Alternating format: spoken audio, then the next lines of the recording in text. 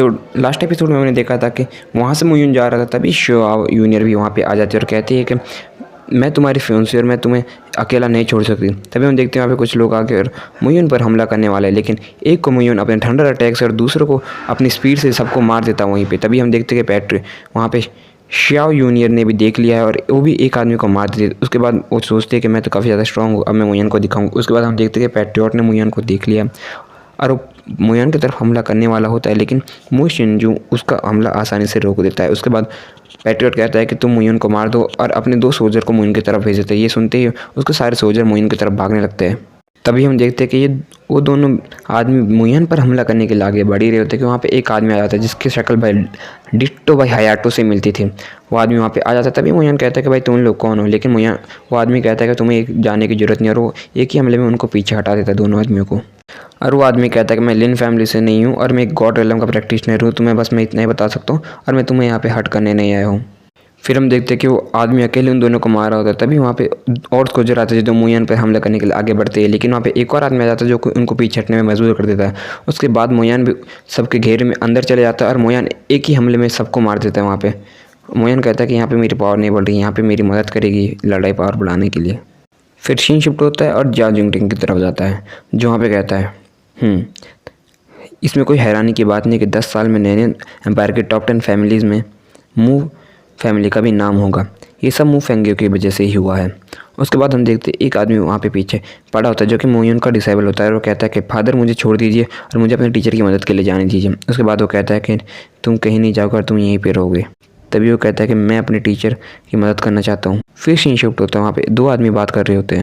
2 आदमी आपस में बात करते हैं। मू फेंगियो तो काफ़ी ज़्यादा स्ट्रॉन्ग है, ये तीनों पैट्रियट मिलकर भी मू फेंगियो को हट तक नहीं कर पा रहे हैं। मू फेंगियो को एक खरोच तक नहीं आई है और मू फेंगियो और मुयून भी काफ़ी ज़्यादा पावरफुल है। इसने अकेले ही ड्रैगन लिस्ट के 5 टॉप को मार दिया, टॉप 5 को मार दिया। ये दोनों बाप बेटे बहुत ही ज़्यादा खतरनाक है, इनकी शक्ति बहुत ही ज़्यादा है। वो कहते हैं जब तक कि पूरे तीनों एक साथ मिलकर मू फेंगियो पे हमला नहीं करते तब तक उन्हें नहीं हरा सकते। तभी स्पोर्ट्समैन जाई कहते हैं कि मू फेंगियो सच में बहुत ही ज़्यादा खतरनाक है और बहुत ही ज़्यादा पावरफुल है। अकेले तीनों पैट्रियट को हराने की क्षमता रखते हैं, लेकिन हमें माफ़ करना, हम आपकी मदद नहीं कर सकते, क्योंकि यहाँ पे भाई लीफिंग अकेडमी कहीं ना कहीं तीनों फैमिली के पर्सनल लड़ाई से बचने की कोशिश कर रही थी।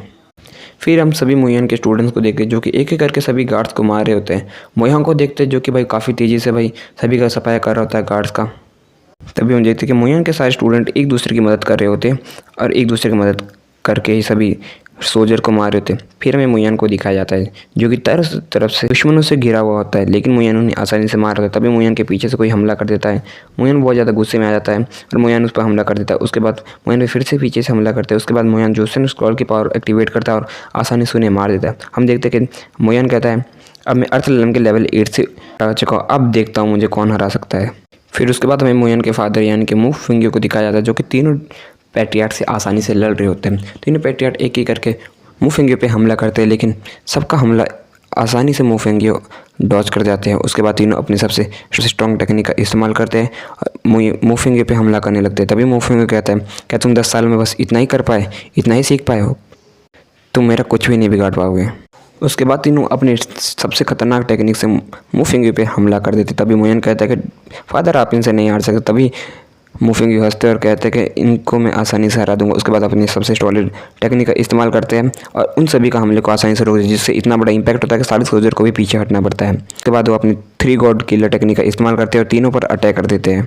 तभी हम देखते हैं कि उन तीनों को बचाने के लिए वहाँ पे ओल्ड गुनशेज आ जाते हैं, यानी कि उनके पुराने दादा चाचा आ जाते हैं। उसके बाद वो कहता है चच्चे तुम अभी तक मरे नहीं हो और तुम इनको बचाओगे मेरे हाथ से, तुम्हें लगता है?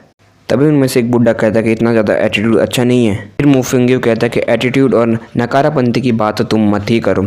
20 साल पहले तुमने ही नकली हेवनली रिलम बना के मेरे फादर मू डिंगयान को लियान वैली में भेजा था, जहाँ पे उन पे स्काई लाइटनिंग हुई जिससे उनकी सोल गायब हो गई, और तुम नकारापंथी की बात करो, यहाँ पे तुम्हारे सारे बेटे मुझे मारने आए थे।